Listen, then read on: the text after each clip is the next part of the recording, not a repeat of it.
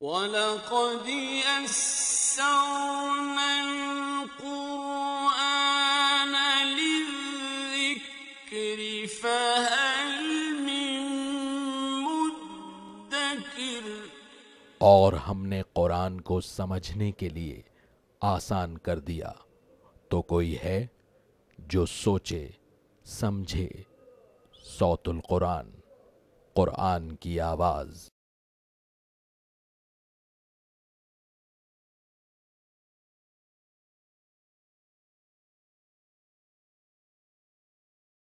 نحمده ونصلي على رسوله الكريم اما بعد فاعوذ بالله من الشيطان الرجيم بسم الله الرحمن الرحيم ان الله فالق الحب والنوى يخرج الحي من الميت ومخرج الميت من الحي ذلكم الله فأنا تؤفكون۔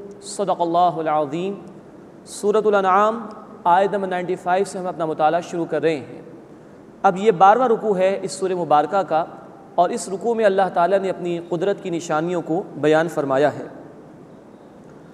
ان اللہ فالق الحب والنوى، بے شک اللہ تعالیٰ پھاڑنے والا ہے دانے اور گٹھلی کو۔ ایک ہی دانہ ہے، اس سے پورا درخت پھر اللہ تعالیٰ پیدا فرماتا ہے، جس سے برسا برس تک لوگوں کو پھل میسر آتے ہیں۔ یخرج الحی من المیت ومخرج المیت من الحی، وہ مردے سے زندہ کو نکالتا ہے اور زندہ سے مردہ کو نکالتا ہے۔ ذالکم اللہ فأنا تؤفکون، یہ ہے اللہ، بس تم کہاں بہکے جا رہے ہو۔ اس کی کائنات کا ایک ایک ذرہ اس کی موجودگی، اس کے معبود برحق ہونے کی دلیل پیش کر رہا ہے، اور تم اس کے ساتھ شریک ٹھہرا رہے ہو۔ فالق الاصباح، وہ صبح کو نمودار فرمانے والا ہے۔ وجعل اللیل سکنا والشمس والقمر حسبانا، اور اس نے رات کو سکون کا ذریعہ بنایا اور سورج اور چاند کو حساب کا ذریعہ بنایا۔ اس سے ہم شمسی کیلنڈر بھی اختیار کرتے ہیں، قمری کیلنڈر بھی بناتے ہیں اور اپنے اوقات کو طے کرتے ہیں۔ ذالک تقدیر العزیز العلیم، یہ اندازہ ہے اس ہستی کا، یعنی اللہ کا، جو غالب ہے، خوب علم رکھنے والا ہے۔ وَهُوَ الَّذِي جَعَلَ لَكُمُ النُّجُومَ لِتَهْتَدُوا بِهَا فِي ظُلُمَاتِ الْبَرِّ وَالْبَحْرِ، وہی اللہ ہے جس نے تمہارے لیے ستارے بنائے تاکہ تم ان سے خشکی اور دریا کے اندھیروں میں راستہ معلوم کر سکو۔ قد فصلنا الآیات لقوم یعلمون، ہم نے یقین آیات کھول کھول کر واضح کر دی ہیں ان لوگوں کے لیے جو علم رکھتے ہیں۔ وَهُوَ الَّذِي أَنشَأَكُم مِّن نَّفْسٍ وَاحِدَةٍ، اور وہی اللہ ہے جس نے تمہیں ایک وجود سے پیدا فرمایا، یعنی آدم علیہ السلام۔ فَمُسْتَقَرٌّ وَمُسْتَوْدَعٌ، پھر تمہارا ایک ٹھکانہ ہے ہمیشہ ہمیش کے لیے، مراد آخرت، اور ایک تمہاری امانت رہنے کی جگہ ہے، یعنی یہ دنیا عارضی زندگی کے لیے یہاں پر تمہیں بھیجا گیا۔ قد فصلنا الآیات لقوم یفقہون، یقیناً ہم نے آیات کھول کھول کر واضح کر دی ہیں سمجھنے والوں کے لیے۔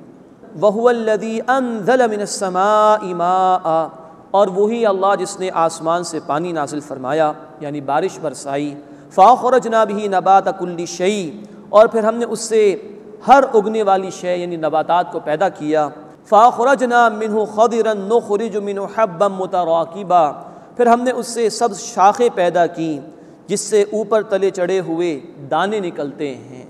وَمِنَ النَّخْلِ مِنْ طَلْعِهَا قِنْوَانٌ دَانِيَةٌ، اور کھجوروں کے شگوفوں سے جھکے ہوئے خوشے پیدا کیے۔ ایک ایک گچھا کھجور کا وہ 50 کلو کا ہو جاتا ہے۔ کیا یہ کچھ کم ہے غور و فکر کے لیے کہ تم اللہ کو پہچان سکو؟ وَجَنَّاتٍ مِّنْ أَعْنَابٍ وَالزَّيْتُونَ وَالرُّمَّانَ، اور انگور اور زیتون اور انار کے باغات۔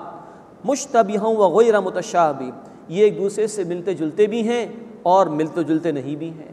جیسے ہمارے ہم دیکھتے ہیں کہ موسمی بھی ہے اور فروٹر بھی ہے اور مالٹا بھی ہے، شکل و صورت ملتی جلتی بھی ہے لیکن ذائقہ بالکل الگ ہے۔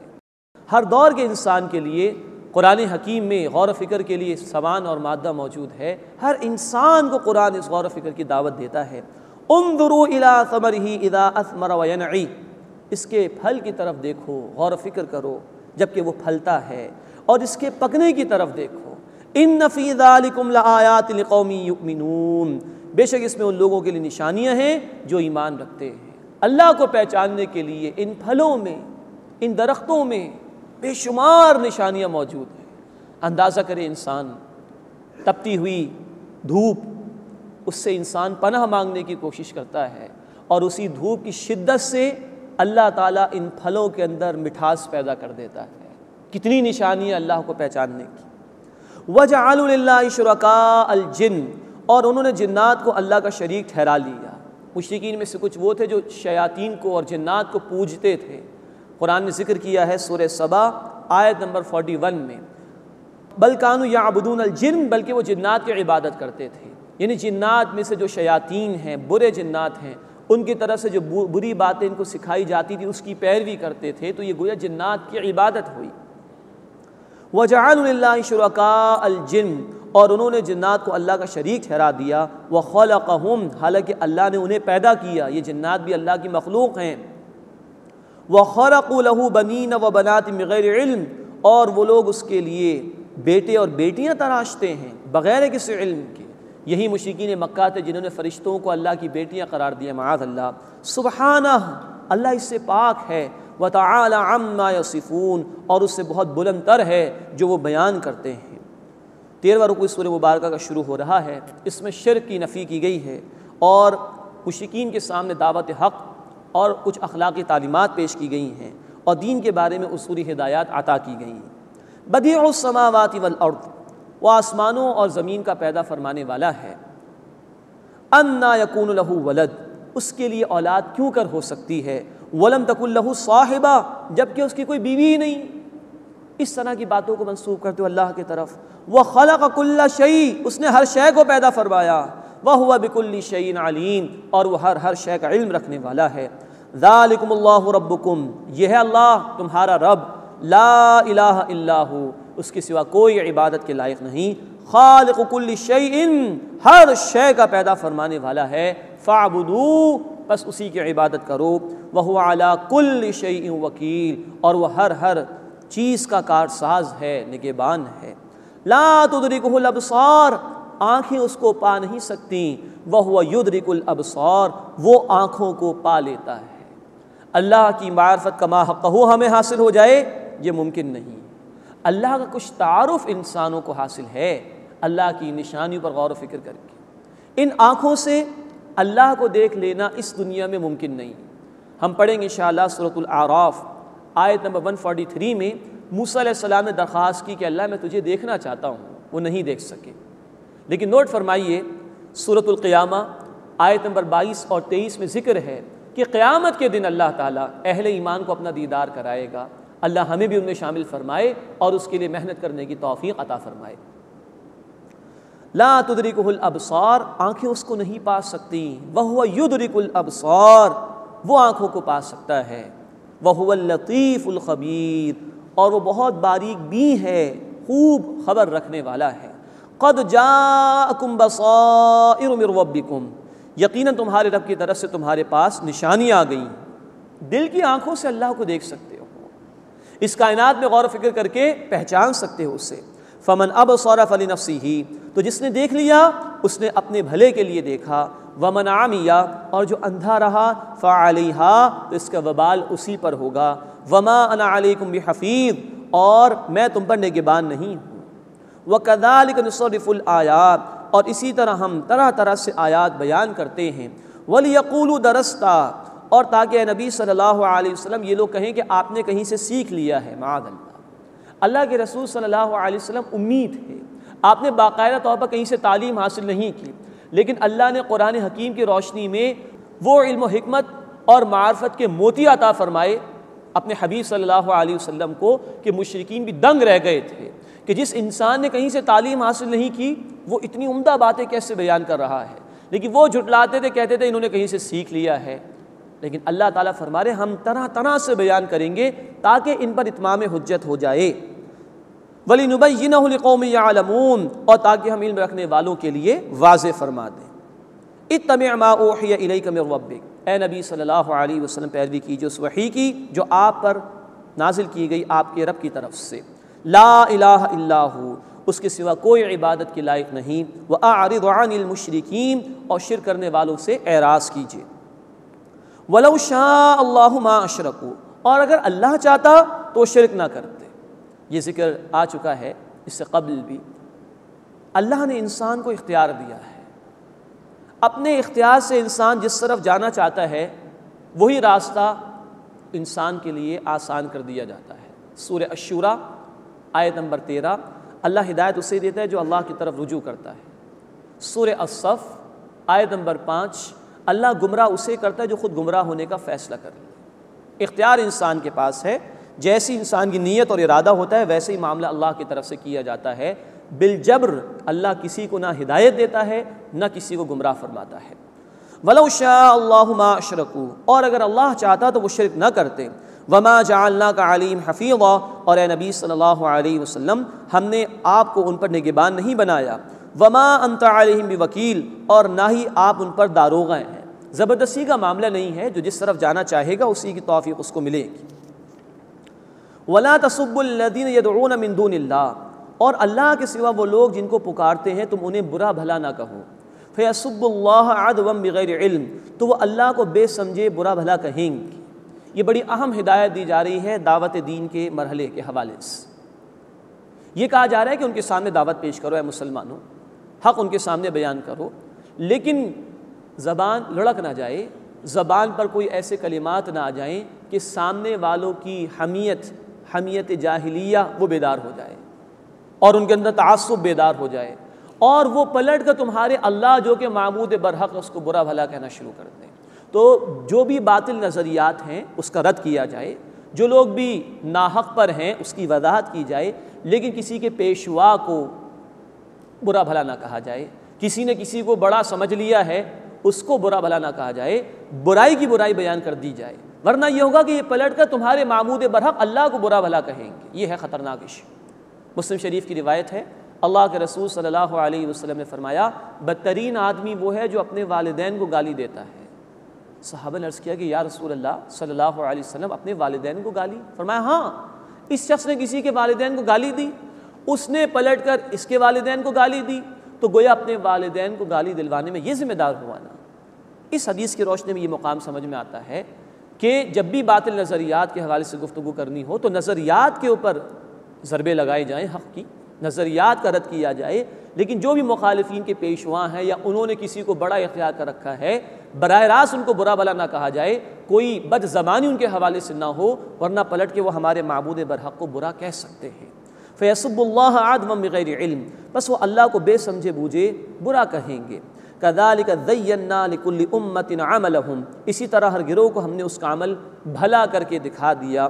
ثُمَّ إِلَىٰ رَبِّهِمْ مَرْجِعُهُمْ، پھر انہیں اپنے رب کی طرف لوٹنا ہے۔ فَيُنَبِّئُهُمْ بِمَا كَانُوا يَعْمَلُونَ، پھر وہ انہیں بتا دے گا جو کچھ وہ کیا کرتے تھے۔ وَأَقْسَمُوا بِاللَّهِ جَهْدَ أَيْمَانِهِمْ، اور وہ تاکید سے اللہ کی قسمیں کھاتے ہیں۔ لَإِن جَاءَتْهُمْ آیَةٌ، کہ اگر ان کے پاس کوئی نشانی آ جائے، لَيُؤْمِنُنَّ بِهَا، تو ضرور وہ اس پر ایمان لے آئیں گے۔ یہ اس صورت کا بنیادی موضوع ہے، کوئی معجزہ دکھا دیا جائے، ہمارے مطالبات کو پورا کر دیا جائے، ایمان لے آئیں گے۔ اب اللہ تعالیٰ فرما رہے ہیں قل، اے نبی صلی اللہ علیہ وسلم فرما دیجئے، انما الآیات عند اللہ، بے شک نشانیاں تو اللہ کے پاس۔ اب مسلمانوں سے کہا جا رہا ہے وما یشعرکم، اور اے مسلمانوں تمہیں کیا خبر، انہا اذا جاءت لا یؤمنون، کہ جب وہ نشانیاں آ جائیں گی تو ایمان نہیں لائیں گے۔ انہوں نے ڈھٹائی کا مظاہرہ کر دیا ہے، انہوں نے خود طے کر لیا ہے کہ یہ قبول نہیں کریں گے۔ اگلی آیت بہت ہی ہلا دینے والی ہے ہدایت کے قانون کے اعتبار سے۔ فرمایا وَنُقَلِّبُ أَفْئِدَتَهُمْ وَأَبْصَارَهُمْ كَمَا لَمْ يُؤْمِنُوا بِهِ أَوَّلَ مَرَّةٍ، اور ہم ان کے دل اور ان کی آنکھیں الٹ دیں گے جیسے وہ نشانیوں کو دیکھ کر پہلی مرتبہ ایمان نہیں لائے تھے۔ وَنَذَرُهُمْ فِي طُغْيَانِهِمْ يَعْمَهُونَ، اور ہم انہیں چھوڑ دیں گے ان کی سرکشی میں کہ وہ بہکتے رہیں۔ اللہ حق واضح فرما دے بندے کے سامنے اپنی کتاب عطا فرما کر، اپنے رسول علیہ الصلاۃ والسلام کے ذریعے سے بندے کا دل بھی گواہی دے دے بات ٹھیک ہے، پھر وہ کسی تکبر کی وجہ سے، حسد کی وجہ سے جانتے بوجھتے اگر انکار کر دے تو اللہ کی طرف سے حق قبول کرنے کی صلاحیت ہی واپس لے لی جاتی ہے۔ فرمایا ہم ان کے دلوں کو الٹ دیں گے، ان کی آنکھوں کو الٹ دیں گے جیسے یہ پہلی مرتبہ ایمان نہیں لائے تھے۔ یہی بات آ چکی ہے سورہ البقرہ آیت نمبر 6 میں، ختم اللہ علی قلوبہم وعلی سمعہم وعلی ابصارہم غشاوہ، اللہ نے ان کے دلوں پر اور ان کی سماعت پر مہر لگا دی اور ان کی آنکھوں کے سامنے پردہ ہے۔ جب خود فیصلہ کر لیا جانتے بوجھتے ابو جہل اس طرح کے لوگوں نے، تو حق قبول کرنے کی صلاحیت ہی چھین لی گئی۔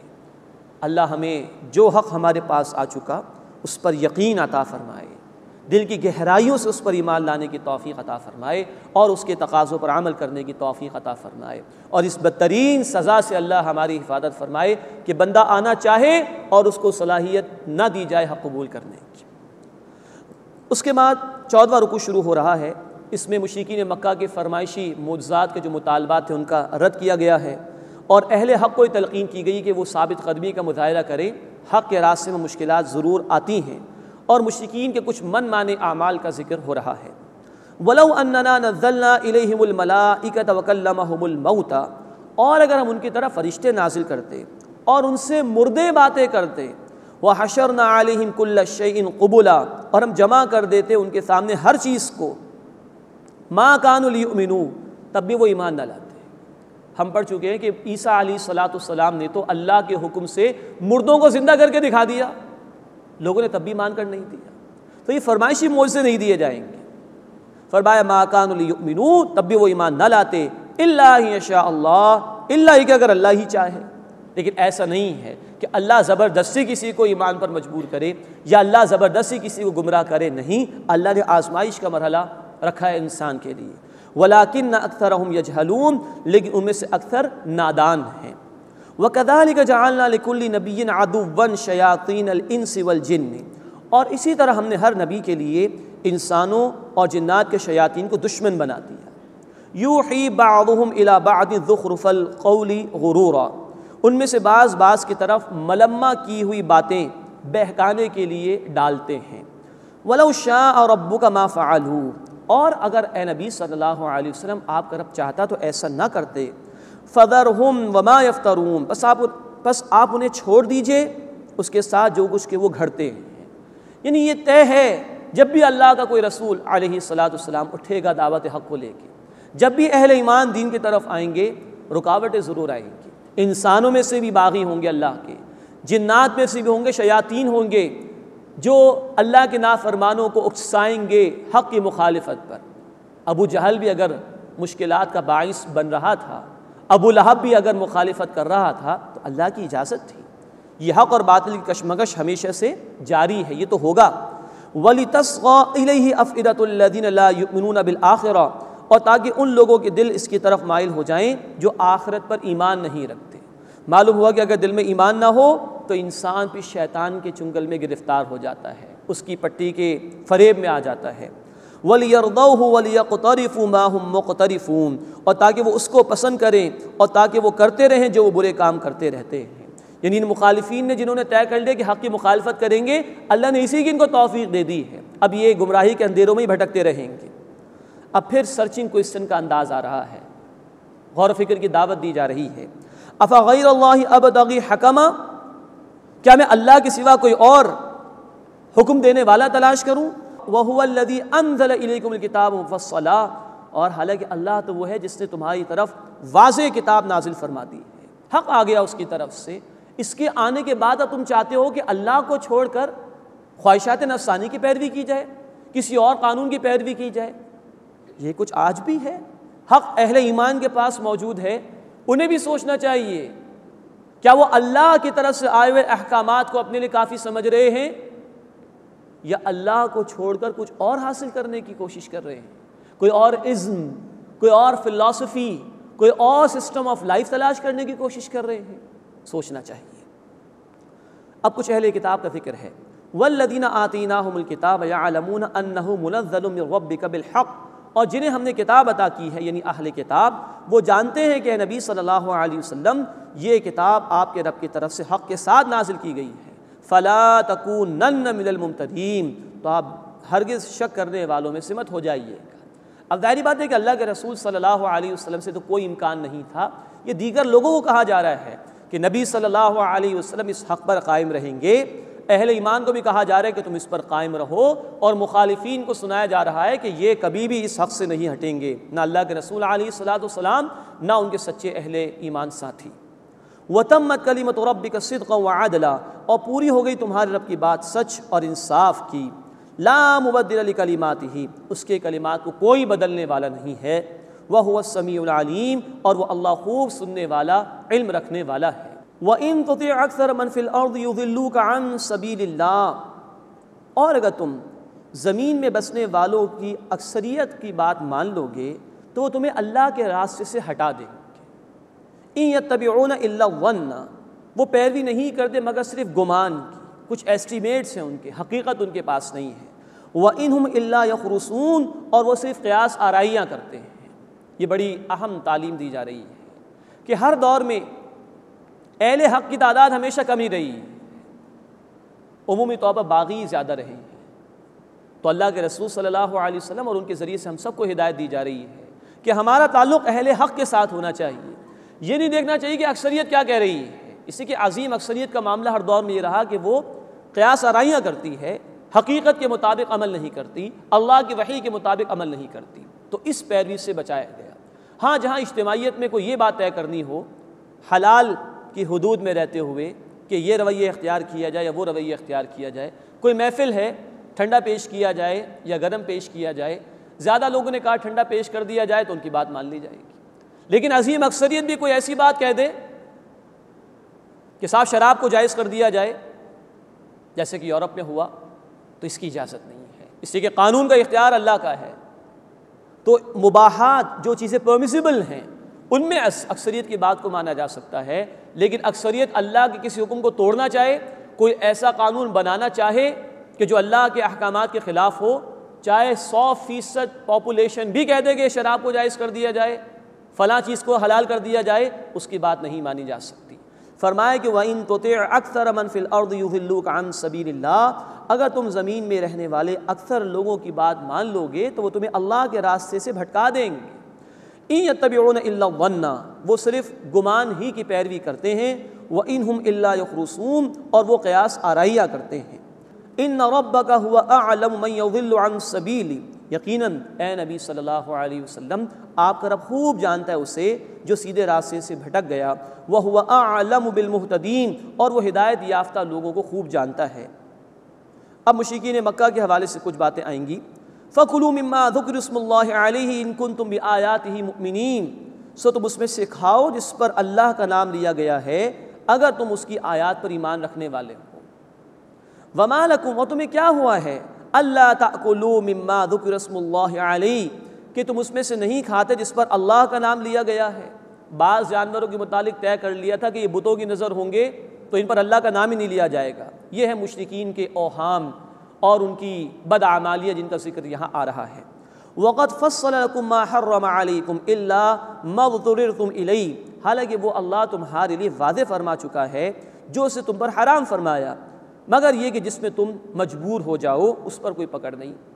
سورہ النحل آیت نمبر 115 میں 4 باتوں کی حرمت آ چکی ہے جو کہ مکی صورت ہے، اور ہم 2 مرتبہ پڑھ چکے ہیں مدنی صورتوں میں، سورۃ البقرہ میں آیت نمبر 173 اور سورۃ المائدہ آیت نمبر 3 میں، کہ 4 باتوں کو اللہ نے حرام فرمایا تھا جو کثرت سے اس معاشرے میں استعمال ہوتی تھی۔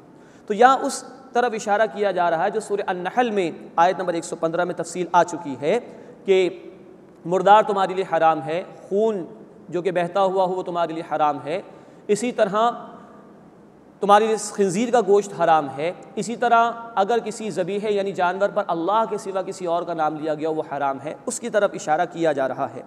وَقَدْ فَصَّلَ لَكُم مَّا حَرَّمَ عَلَيْكُمْ إِلَّا مَا اضْطُرِرْتُمْ إِلَيْهِ، حالانکہ وہ تمہارے لیے واضح فرما چکا ہے جو اس نے تم پر حرام کیا، مگر یہ کہ جس میں تم مجبور ہو جاؤ، تو مجبوری کی حالت میں جان جا رہی ہے تو جان بچانے کے لیے حرام سے استفادے کی اجازت ہے۔ وَإِنَّ كَثِيرًا لِيُضِلُّونَ بِأَهْوَائِهِمْ بِغَيْرِ عِلْمٍ، اور بہت سے لوگ اپنی خواہشات سے علم کے بغیر گمراہ کر دیتے ہیں، من چاہی باتیں کرتے ہیں اللہ کی وحی کو چھوڑ کر۔ إِنَّ رَبَّكَ هُوَ أَعْلَمُ بِالْمُعْتَدِينَ، بے شک تمہارا رب حد سے بڑھ جانے والوں کو خوب جانتا ہے۔ وَذَرُوا ظَاهِرَ الْإِثْمِ وَبَاطِنَهُ، اور چھوڑ دو گناہ کو چاہے ظاہر ہو یا پوشیدہ ہو، ہر قسم کے گناہ سے بعد آ جاؤ۔ إِنَّ الَّذِينَ يَكْسِبُونَ الْإِثْمَ سَيُجْزَوْنَ بِمَا كَانُوا يَقْتَرِفُونَ، بے شک جو لوگ گناہ کرتے ہیں ان قریب اس کی سزا پالیں گے جو وہ برے کام کرتے ہیں۔ اللہ ہمیں گناہوں سے بچنے کی توفیق عطا فرمائے اور سچی توبہ کرنے کی توفیق عطا فرمائے اور اپنے عذاب سے ہماری حفاظت فرمائے۔ وَلَا تَأْكُلُوا مِمَّا لَمْ يُذْكَرِ اسْمُ اللَّهِ عَلَيْهِ وَإِنَّهُ لَفِسْقٌ، اور اس میں سے نہ کھاؤ جس پر اللہ کا نام نہیں لیا گیا اور بے شک یہ گناہ ہے۔ یعنی جان بوجھ کر اگر کسی ذبیحے پر اللہ کا نام نہیں لیا گیا تو اس کا گوشت کھانا حرام ہے۔ بخاری شریف کی حدیث میں اللہ کے رسول علیہ الصلوۃ والسلام نے یہ وضاحت فرما دی، اگر بھولے سے نام لینا بھول گئے تو کوئی حرج کی بات نہیں، کھانا کھاتے وقت اللہ کا نام لے لو، لیکن جان بوجھ کر اگر نام نہیں لیا کسی ذبیحے پر تو اس کا گوشت کھانا حلال نہیں ہے۔ وَلَا تَأْكُلُوا مِمَّا لَمْ يُذْكَرِ اسْمُ اللَّهِ عَلَيْهِ وَإِنَّهُ لَفِسْقٌ، اور اس میں سے نہ کھاؤ جس پر اللہ کا نام نہیں لیا گیا اور بے شک یہ گناہ ہے۔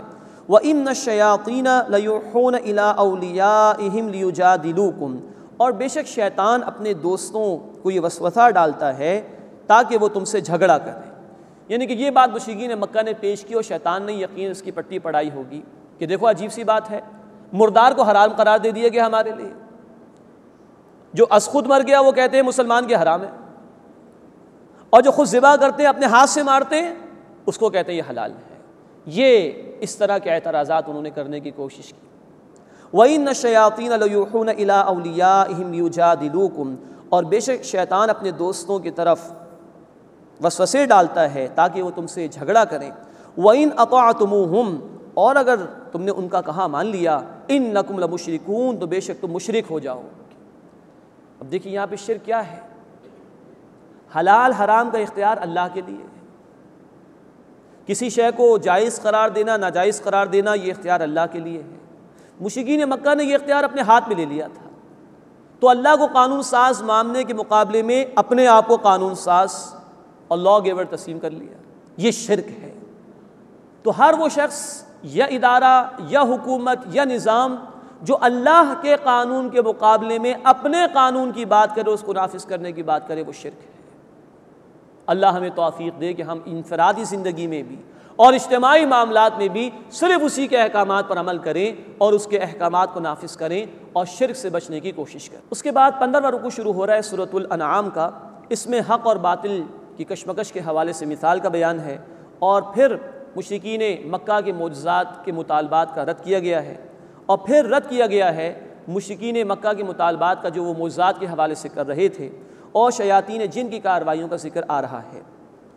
أَوَمَنْ كَانَ مَيْتًا فَأَحْيَيْنَاهُ وَجَعَلْنَا لَهُ نُورًا يَمْشِي بِهِ فِي النَّاسِ، بھلا وہ شخص کہ جو مردہ تھا پھر ہم نے اس کو زندگی عطا فرمائی اور ہم نے اس کے لیے نور بنایا اور وہ اس نور کے ساتھ لوگوں کے درمیان چلتا ہے۔ كَمَن مَثَلُهُ فِي الظُّلُمَاتِ لَيْسَ بِخَارِجٍ مِّنْهَا، کیا وہ اس کے جیسا ہو جائے گا جو اندھیروں میں ہے اور اس سے نکلنے والا نہیں ہے؟ كَذَلِكَ زُيِّنَ لِلْكَافِرِينَ مَا كَانُوا يَعْمَلُونَ، اسی طرح کافروں کے لیے ان کے اعمال مزین کر کے دکھا دیے گئے ہیں۔ یعنی اللہ رب العزت نے اپنی کتاب کے ذریعے سے کچھ لوگوں کو زندگی عطا فرما دی، اپنی کتاب کا نور اور ہدایت عطا فرما دی، اب وہ اس نور کے ساتھ معاشرے میں زندگی بسر کر رہے ہیں، پاکیزہ لوگ ہیں، اور دوسری طرف وہ ہیں جو گمراہیوں میں پڑے ہوئے ہیں، جو مشرکانہ رسومات اختیار کیے ہوئے ہیں۔ کیا یہ دونوں برابر ہو سکتے ہیں؟ خود فیصلہ کر لو۔ یہ ہے سرچنگ کوئسچن کا انداز، غور و فکر کی دعوت دی جا رہی ہے۔ وَكَذَلِكَ جَعَلْنَا فِي كُلِّ قَرْيَةٍ أَكَابِرَ مُجْرِمِيهَا، اور اسی طرح ہم نے ہر بستی میں بنائے اس کے بڑے مجرم، لِيَمْكُرُوا فِيهَا، تاکہ وہ اس میں مکر و فریب پھیلائیں، وَمَا يَمْكُرُونَ إِلَّا بِأَنفُسِهِمْ وَمَا يَشْعُرُونَ، اور وہ مکر و فریب نہیں کرتے مگر اپنی ہی جانوں پر، اور وہ اس کا شعور نہیں رکھتے۔ یہ اللہ تعالیٰ بیان فرما رہے کہ اہل ایمان پر آزمائشیں تو آتی ہیں، ہر دور میں حق والوں کی مخالفت میں وہ طبقہ پیش رہا ہے جس کو اللہ نے خوشحالی عطا فرمائی۔ گزشتہ قوموں کے حالات ہم پڑھیں گے انشاءاللہ سورۃ الاعراف میں، سردار مخالفت میں پیش تھے ہر دور میں۔ جو مالدار طبقہ ہے، صاحب اقتدار طبقہ ہے، نمرود ہے، فرعون ہے، ہمیشہ انہوں نے حق والوں کی مخالفت کی ہے۔ یہ آزمائشیں تو اہل ایمان پر آتی ہیں، اور یہ جو مجرمین کا طبقہ ہے، اللہ تعالیٰ فرمانے کہ یہ نافرمانی تو کرتے ہیں اللہ کی، اللہ کے راستے سے لوگوں کو روکنے کی کوشش تو کرتے ہیں، لیکن بالآخر یہی نافرمانیاں ان کے لیے وبال جان بن جائیں گی اور انہیں اس کا شعور تک نہیں ہے۔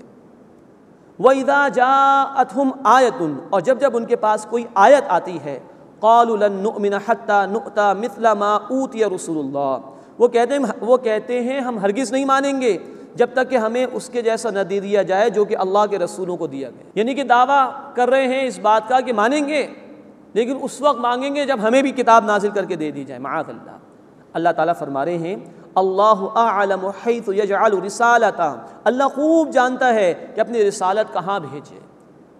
یہ نبوت اپنی محنت سے کسی کو نہیں ملتی، اللہ نے اپنے مخصوص بندوں کو منتخب فرمایا، ان کو رسالت عطا فرمائی، اور اللہ خوب جانتا ہے کس کو وحی عطا فرمانی ہے. سیصیب الذین اجرموا صغار عند اللہ، ان قریب ان لوگوں کو پہنچے گی ذلت اللہ کے ہاں جنہوں نے جرم کیا، وعذاب شدید، اور سخت عذاب پہنچے گا، بما کانوا یمکرون، اس لیے کہ وہ مکاریاں کرتے تھے. اللہ ایسے حق کے مخالفین کو چھوڑے گا نہیں، بالآخر وہ اللہ کے عذاب میں گرفتار ہوں گے. فَمَن يُرِدِ اللَّهُ أَن يَهْدِيَهُ يَشْرَحْ صَدْرَهُ لِلْإِسْلَامِ، بس اللہ جس کو ہدایت عطا فرمانا چاہتا ہے اس کا سینہ اسلام کے لیے کھول دیتا ہے. یعنی حق قبول کرنا آسان ہو جاتا ہے، بشرطے کہ بندے کی نیت درست ہو، اس کے اندر تڑپ ہو. مشکلات کتنی آ جائیں پھر وہ حق پر ڈٹا رہتا ہے. اس کے برعکس وَمَن يُرِدْ أَن يُضِلَّهُ يَجْعَلْ صَدْرَهُ ضَيِّقًا حَرَجًا، اور جس کے لیے اللہ تعالیٰ چاہتا ہے کہ اسے گمراہ فرما دے تو اس کا سینہ تنگ بھچا ہوا کر دیتا ہے. کأنما یصعد فی السماء، گویا وہ بمشکل زور لگا کر آسمان پر چڑھ رہا ہو. مراد یہ کہ جن کی نیت درست نہ ہو، حق کے طالب نہ ہوں، تو حق قبول کرنا ان کے لیے مشکل ہو جاتا ہے.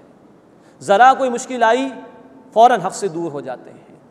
کذالک یجعل اللہ الرجس علی الذین لا یؤمنون، اسی طرح اللہ تعالیٰ ان لوگوں پر ناپاکی ڈال دے گا، مراد ہے کہ عذاب طاری فرما دے گا جو ایمان نہیں لاتے. وَهَذَا صِرَاطُ رَبِّكَ مُسْتَقِيمًا، اور یہ راستہ ہے تمہارے رب کا سیدھا. قَدْ فَصَّلْنَا الْآيَاتِ لِقَوْمٍ يَذَّكَّرُونَ، یقیناً ہم نے آیات کو کھول کھول کر واضح کر دیا ہے ان لوگوں کے لیے جو نصیحت حاصل کرتے ہیں. لَهُمْ دَارُ السَّلَامِ عِنْدَ رَبِّهِمْ، ان کے لیے ان کے رب کے پاس سلامتی کا گھر ہوگا.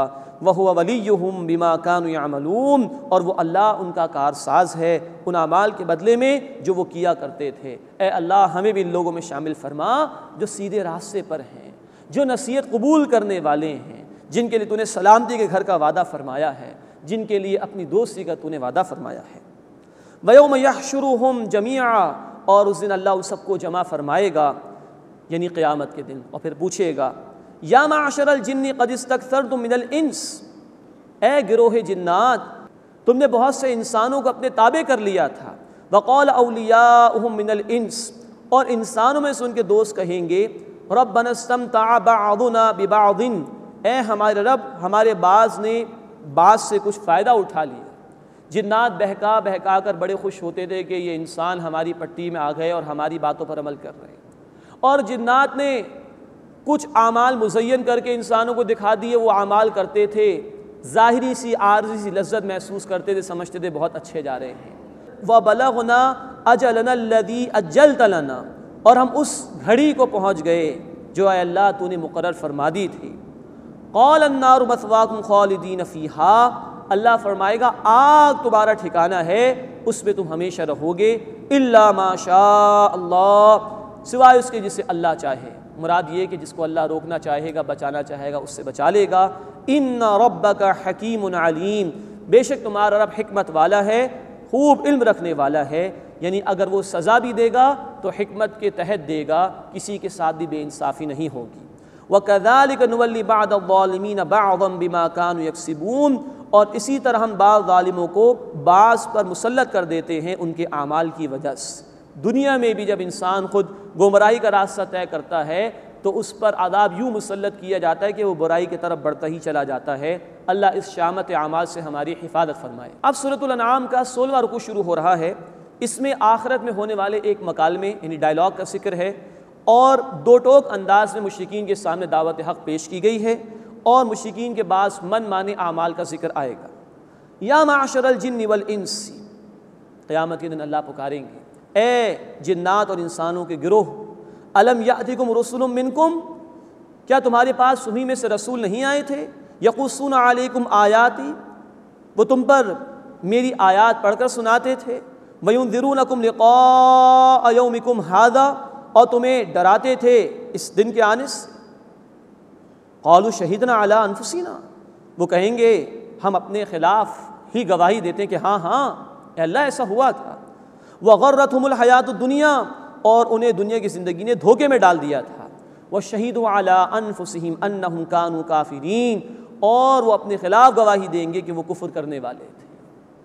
قیامت کے دن ماننے کا کوئی فائدہ نہیں۔ آج اللہ نے دنیا میں مہلت دی ہے، آج اگر کوئی مان لے اور عمل کو اس ایمان کے مطابق کر لے تو کامیابی ہے۔ اللہ آج ہمیں ماننے کی توفیق عطا فرمائے، قیامت کے دن ماننے کا کوئی فائدہ نہیں۔ ذالک ان لم یکن ربک مہلک القری بظلم واہلھا غافلون، یہ اس لیے کہ تمہارا رب ظلم کی سزا میں بستیوں کو ہلاک کرنے والا نہیں ہے جبکہ ان کے لوگ بے خبر ہوں۔ یعنی ایسا نہیں ہوتا کہ اللہ کتاب نازل کیے بغیر، رسولوں کو بھیجے بغیر ہی عذاب کو نازل کر دے، بالکل نہیں۔ سورہ بنی اسرائیل آیت نمبر 15 میں الفاظ ہیں وَمَا كُنَّا مُعَذِّبِينَ حَتَّى نَبْعَثَ رَسُولًا، اور ہم عذاب دینے والے نہیں ہیں جب تک کہ رسول کو نہ بھیجتے۔ تو اللہ کتاب نازل فرماتا رہا، اللہ نے اپنے رسولوں کو بھیجا، ان کے ذریعے سے اتمام حجت ہو گئی، اس کے بعد بھی اگر لوگ نہیں مانتے تو پھر اللہ کا عذاب آیا کرتا تھا۔ وَلِكُلٍّ دَرَجَاتٌ مِّمَّا عَمِلُوا، اور ہر ایک کے لیے ان کے اعمال کے درجات ہیں۔ وَمَا رَبُّكَ بِغَافِلٍ عَمَّا يَعْمَلُونَ، اور تمہارا رب اس سے بے خبر نہیں جو کچھ وہ کرتے ہیں۔ وَرَبُّكَ الْغَنِيُّ ذُو الرَّحْمَةِ، اور تمہارا رب بے نیاز ہے، رحمت والا ہے۔ إِن يَشَأْ يُذْهِبْكُمْ، اگر وہ چاہے تو تمہیں لے جائے، تمہیں مٹا دے۔ وَيَسْتَخْلِفْ مِن بَعْدِكُم مَّا يَشَاءُ، اور جس کو چاہے تمہارے بعد جانشین بنا دے، کوئی اور مخلوق پیدا کر دے۔ کما انشأکم من ذریۃ قوم آخرین، جیسے اس نے ایک دوسری قوم کی اولاد سے تمہیں پیدا کیا۔ تو اگر تم نافرمانی کرو گے تو اللہ کی شان میں کوئی کمی واقع نہیں ہوگی، اللہ تمہاری جگہ کسی اور قوم کو بھی پیدا کر سکتا ہے، وہ اللہ کی فرمانبرداری اختیار کر لے گی۔ انما توعدون لآت، بے شک جس کا تم سے وعدہ کیا جاتا ہے وہ ضرور آنے والی ہے، یعنی قیامت۔ وما انتم بمعجزین، اور تم عاجز کرنے والے نہیں ہو۔ اب چیلنج کا انداز آ رہا ہے، نوٹ فرمائیے سورۃ الانعام مکی دور میں آخری حصے میں نازل ہوئی ہے، سن 12 نبوی یا 13 نبوی میں۔ اتنے برسوں سے دعوت ان کے سامنے پیش ہو رہی ہے، تو اب چیلنج کا انداز ہے جو اللہ کے رسول علیہ الصلوۃ والسلام نے اختیار کیا۔ قل یا قوم اعملوا علی مکانتکم انی عامل، اے نبی صلی اللہ علیہ وسلم فرما دیجئے کہ اے میری قوم تم اپنی جگہ کام کرتے رہو، میں بھی کام کر رہا ہوں، میں بھی محنت کر رہا ہوں اللہ کے دین کے لیے۔ فسوف تعلمون، بس قریب تم جان لوگے، من تکون لہ عاقبۃ الدار، کس کے لیے ہے عاقبت کا گھر، کامیابی کا گھر۔ انہ لا یفلح الظالمون، بے شک ظالم کبھی بھی فلاح نہیں پائیں گے۔ وہ آخرت کا گھر جو ہے وہ اللہ کی اطاعت کرنے والوں کے لیے ہے، ظالموں کے لیے نہیں ہے۔ وَجَعَلُوا لِلَّهِ مِمَّا ذَرَأَ مِنَ الْحَرْثِ وَالْأَنْعَامِ نَصِيبًا، اور جو کھیتی فصل اور مویشی اللہ نے پیدا کیے اس میں سے انہوں نے ٹھہرا لیا اللہ کے لیے ایک حصہ۔ فَقَالُوا هَذَا لِلَّهِ بِزَعْمِهِمْ وَهَذَا لِشُرَكَائِنَا، اور انہوں نے اپنے خیال میں کہا کہ یہ حصہ اللہ کے لیے ہے اور یہ ہمارے شریکوں کے لیے ہے۔ یہ ہے ان کے من مانے اعمال کا ذکر جو قرآن کر رہا ہے، بتوں کا بھی حصہ ہے اور اللہ کا بھی ہے۔ فَمَا كَانَ لِشُرَكَائِهِمْ فَلَا يَصِلُ إِلَى اللَّهِ، بس جو ان کے شریکوں کے لیے ہے تو وہ نہیں پہنچتا اللہ کو۔ وَمَا كَانَ لِلَّهِ فَهُوَ يَصِلُ إِلَى شُرَكَائِهِمْ، اور جو حصہ اللہ کے لیے ہے وہ ان کے شریکوں کو پہنچ جاتا ہے۔ سَاءَ مَا يَحْكُمُونَ، برا ہے جو وہ فیصلہ کرتے ہیں۔ یعنی فصل میں کمی ہو جایا کرتی ہوگی تو اگر اللہ کا حصہ کم ہو رہا ہے تو کہتے تھے جانے تو، لیکن اگر غیر اللہ اور بتوں کا حصہ کم ہوتا تھا تو اللہ کے حصے میں سے لے کے اس میں ڈال دیا کرتے تھے۔ یہ شرک، اور اس میں بھی نوٹ فرمائیے وہ جو ان کے بتوں کے مجاور تھے، مندروں میں بیٹھا کرتے ہوں گے، ان کا حصہ اصل میں آتا تھا اس فصل وغیرہ کے اندر، تو یہ ان کی پٹیاں پڑھائی ہوئی تھیں کہ اللہ کا حصہ کم ہو جائے کوئی بات نہیں، غیر اللہ کا حصہ کم نہیں ہونا چاہیے۔ تو یہ جو ان کے پنڈت وغیرہ تھے، یہ ہے مذہبی استحصال جو تاریخ انسانی میں ہوتا رہا۔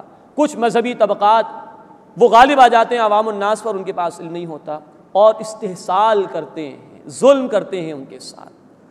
ساء ما يحكمون، برا ہے وہ جو فیصلہ کرتے ہیں۔ وَكَذَلِكَ زَيَّنَ لِكَثِيرٍ مِّنَ الْمُشْرِكِينَ قَتْلَ أَوْلَادِهِمْ شُرَكَاؤُهُمْ، اور اسی طرح بہت سے مشرکوں کے لیے ان کے شریکوں نے اولاد کا قتل آراستہ کر دیا۔ جنات کے نام پر، بتوں کے نام پر بچوں کو بھیڑ چڑھایا کرتے تھے، قتل کر دیا کرتے تھے۔ لِيُرْدُوهُمْ وَلِيَلْبِسُوا عَلَيْهِمْ دِينَهُمْ، تاکہ وہ انہیں یعنی اپنی اولاد کو ہلاک کریں اور ان پر ان کا دین انہوں نے گڈمڈ کر دیا، شرک کی آمیزش کر دی ان کے دین کے اندر۔ وَلَوْ شَاءَ اللَّهُ مَا فَعَلُوا، اور اگر اللہ چاہتا تو وہ ایسا نہ کرتے۔ فَذَرْهُمْ، بس اے نبی صلی اللہ علیہ وسلم انہیں چھوڑ دیجئے، وَمَا يَفْتَرُونَ، اور اسے بھی جو کچھ وہ جھوٹ باندھتے ہیں۔ اللہ نے چھوٹ دے رکھی عمل کرنے کی، اختیار کر لو جو عمل اختیار کرنا ہے، پھر اللہ کے ہاں جواب دہی ہوگی۔ وہاں بتوں کی بھیڑ چڑھانے کے لیے اولاد کو قتل کیا کرتے تھے، یہ پٹی شیاطین اور جنات نے پڑھائی تھی۔ آج فیملی پلاننگ کے نام پر بچوں کو اسقاط حمل کے ذریعے سے، ایبارشنز کے ذریعے سے قتل کیا جاتا ہے۔ ہمارے علماء نے ان ایبارشنز کو، جس میں بچے کی تخلیق مکمل ہو جائے، قتل شمار کیا ہے۔ امریکہ میں 1973 سے لے کے 2004 تک 31 ایئرس میں 46 ملین کیسز ایبارشنز کی ریکارڈ کیے گئے، 4 کروڑ 60 لاکھ کیسز۔ یہ انسانیت کی بغاوت اللہ کے خلاف، فیملی پلاننگ کے نام پر، کم بچے اچھا گھرانہ اس نام پر۔ یہ ہے آج کی جاہلیت، جدید جاہلیت جسے کہا جا سکتا ہے۔ اللہ ہمیں اپنی تعلیمات پر عمل کرنے کی توفیق عطا فرمائے۔ وَقَالُوا هَٰذِهِ أَنْعَامُ وَحَرْثٌ حِجْرٌ، اور انہوں نے کہا کہ یہ مویشی اور کھیتی ممنوع ہے۔ اب یہ مشرکین کے چند من مانے اعمال کا ذکر آ رہا ہے۔